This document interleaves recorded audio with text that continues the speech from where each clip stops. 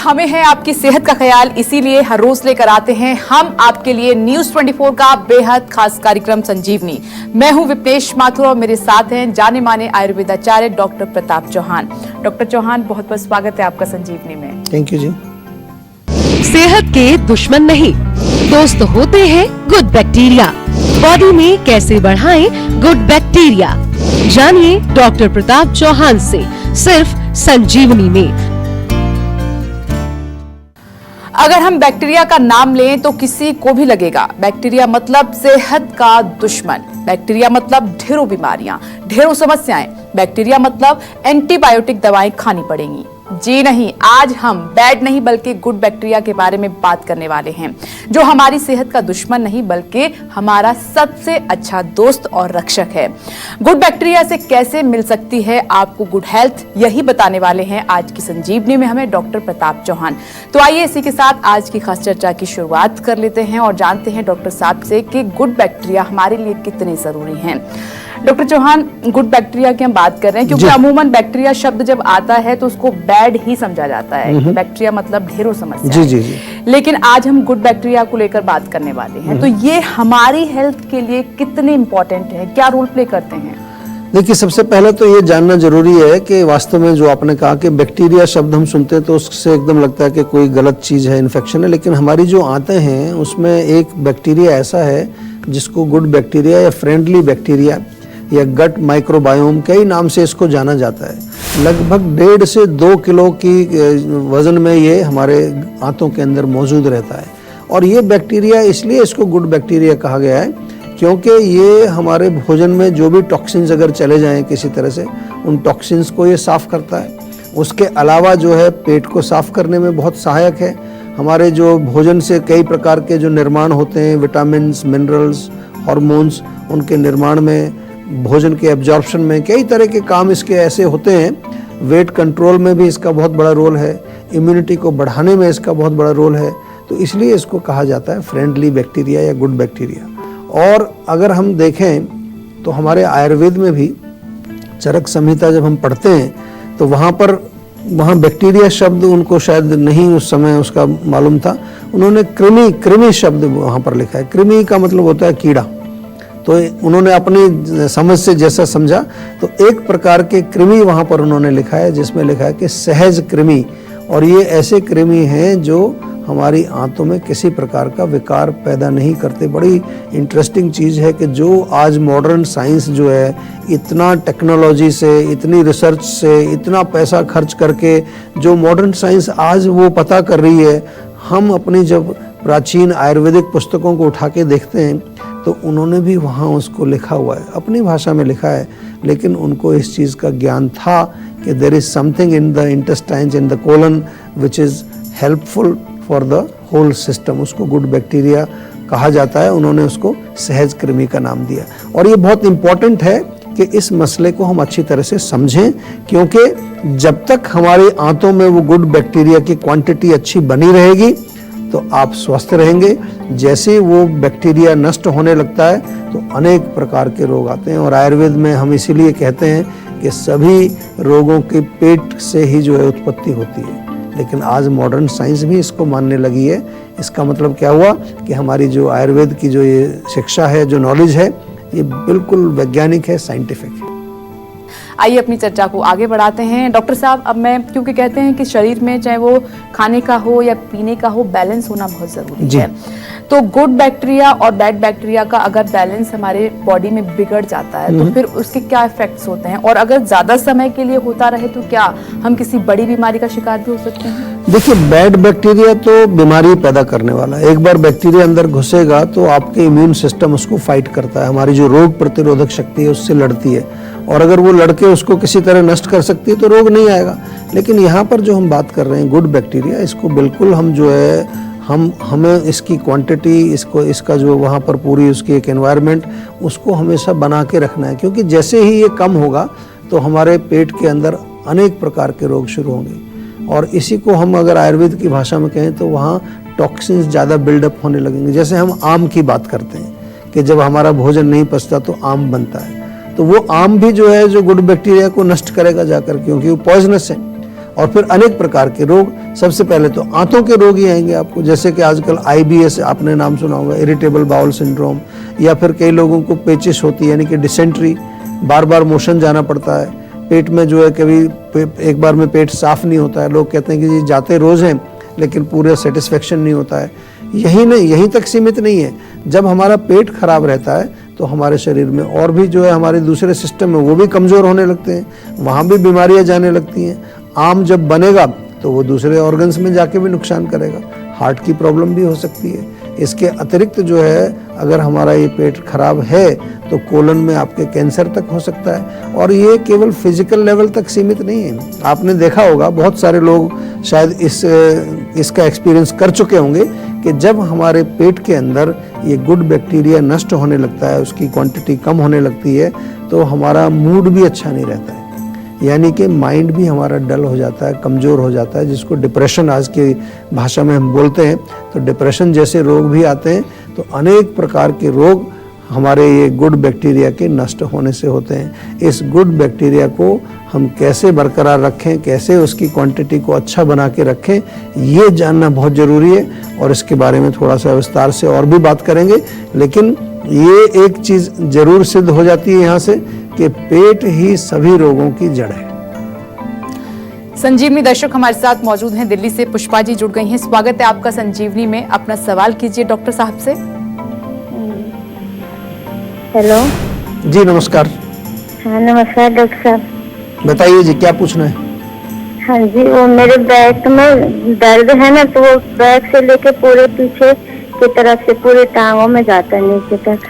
अच्छा, कब से है प्रॉब्लम ये तो हो गया 1 साल।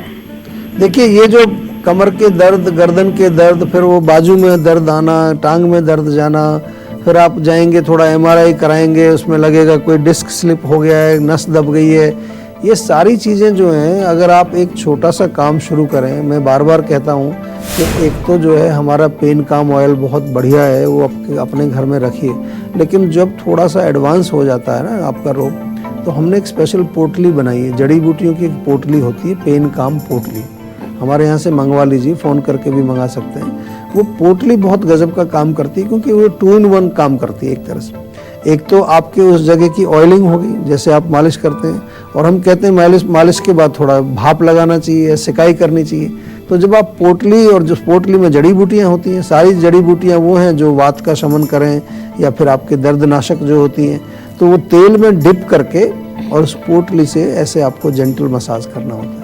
तो ये आपको करना पड़ेगा। ये इसलिए मैं बता रहा हूँ कि कभी कभार वो रोग इतना ज़्यादा बढ़ जाता है, स्टिफनेस इतनी बढ़ जाती है कि केवल ऊपर तेल लगाने से वो बात नहीं बनती, क्योंकि जो ऊपर की मांसपेशियाँ हैं उसके नीचे जो मांसपेशियाँ वो टाइट हो गई हैं, और वहाँ तक पहुँचने के लिए आपको पोटली मंगानी चाहिए। मैं कहता हूँ सर्दी के मौसम में तो विशेष रूप से जो है पोटली का प्रयोग करें, और जिन लोगों को ऐसे छोटा मोटा दर्द होता है, वो भी, चाहे घुटनों का दर्द हो, चाहे और कहीं आपको अकड़ाहट शरीर में है, पोटली की मसाज हो तो बहुत अच्छा है। और अगर आ सकते हैं तो आप हमारे यहाँ आ जाइए, जीवाग्राम में आके रहें, कम से कम 5-6 दिन आप रहेंगे तो आपकी पोटली मसाज, आपको स्टीम, आपका इंटरनल क्लीनिंग, सब तरह का प्रोग्राम हमारे यहाँ पर होता है, और बहुत बढ़िया उससे फ़ायदा आपको मिलने वाला है। डॉक्टर चौहान, हम गुड बैक्टीरिया की बात कर रहे हैं, लेकिन मैं अब ये जानना चाहूंगी कि हम अपनी डाइट में क्या चेंजेस ला सकते हैं, डाइट में क्या परिवर्तन कर सकते हैं, ताकि जो बैड बैक्टीरिया हैं उनको कम किया जा सके और जो गुड बैक्टीरिया हैं उनको बढ़ाया जा सके। देखिए, सिंपल सी चीज़ है, हम तो एक ही लाइन में आपको इसका उत्तर बता देते हैं कि वो भोजन आप खाइए जिनके अंदर जो है कुछ प्राण शक्ति है, क्योंकि जब भोजन अंदर जाएगा वो उनको जीवित करेगा, उनको भी तो प्राण चाहिए ना। सिंपल भाषा में कहें तो आप फ्रूट्स खाइए, आप हरी सब्जियां खाइए, ताज़ी सब्जियां जो है, चाहे उनका सूप बनाइए, चाहे उनको बॉयल करके खाइए, चाहे स्टीम करके खाइए, चाहे उनको पका करके खाइए, और सलाद बहुत बढ़िया रहता है। इसके अलावा आप जो हमारा बादाम है, किशमिश है, अखरोट है, इन चीज़ों का सेवन आप करें। फाइबर युक्त डाइट जैसे कि ओट्स का आप सेवन कर सकते हैं। जितनी भी फाइबर वाली चीज़ें हैं वो आपके पेट के लिए बहुत अच्छी होती हैं, बार बार हम बताते हैं। यही नहीं, आपको कुछ चीज़ों का विशेष ध्यान रखना है, और एक चीज़ उसमें यह कि एक ही प्रकार का भोजन नियमित रूप से जो हम करते रहते हैं निरंतर, मान लो दाल रोटी चल रही तो दाल रोटी ही चल रही, थोड़ा बदलाव लाना चाहिए। क्योंकि वो जो हमारे बैक्टीरिया हैं उनको अलग अलग प्रकार का पोषण चाहिए। तो एक ही प्रकार का पोषण चलता रहेगा, दूसरा नहीं मिलेगा तो भी जो है उनका वहाँ पर जो एक उनकी जो क्वांटिटी है या उनका जो एनवायरनमेंट है वो ख़राब होगा और वो जो है फिर धीरे धीरे वो नष्ट होते जाएंगे। और इसके अलावा अगर हम कहें तो जंक फूड नहीं खाना है और ऐसी चीज़ें जो बार बार जो आपको हम कहते हैं कि जिसमें प्रिजर्वेटिव केमिकल डला हुआ है वो नहीं खाना है। फर्मेंटेड फूड्स अच्छे रहते हैं जिसमें खमीर उठता है ना, जैसे ढोकला बनाते हैं या दही है, दही बहुत अच्छा होता है। दही हम थोड़ा आयुर्वेद में ये भी कहते हैं कि रोज़ रोज़ नहीं खाना चाहिए, खासतौर से रात को नहीं। तो आप जो है दही का छाछ बना लीजिए, पतली सी छाछ बनाइए, वो भी बहुत अच्छा है। और इसके अतिरिक्त जो है इडली खा सकते हैं, डोसा खा सकते हैं आप, जो है ये अपना जो ढोकला टाइप की चीज़ें हैं जो फर्मेंटेड होती हैं वो उनसे बनी हुई कोई चीज़ आप ले सकते हैं, तो that will be very nice. But again जब मैं फर्मेंटेड कहता हूँ तो बी केयरफुल, यहाँ पर आपको फ्रेश चीज़ें चाहिए और केमिकल बेस्ड फर्मेंटेशन ना हो, उसका ध्यान रखना है। आप जो है थोड़ा ताज़ा पनीर खा सकते हैं, दूध का सेवन कर सकते हैं। एनीथिंग विच इज़ सात्विक, anything which is good for stomach, उसका सेवन आप करेंगे तो आपके बैक्टीरिया प्रसन्न रहेंगे, खुश रहेंगे, उनको पोषण भी मिलेगा।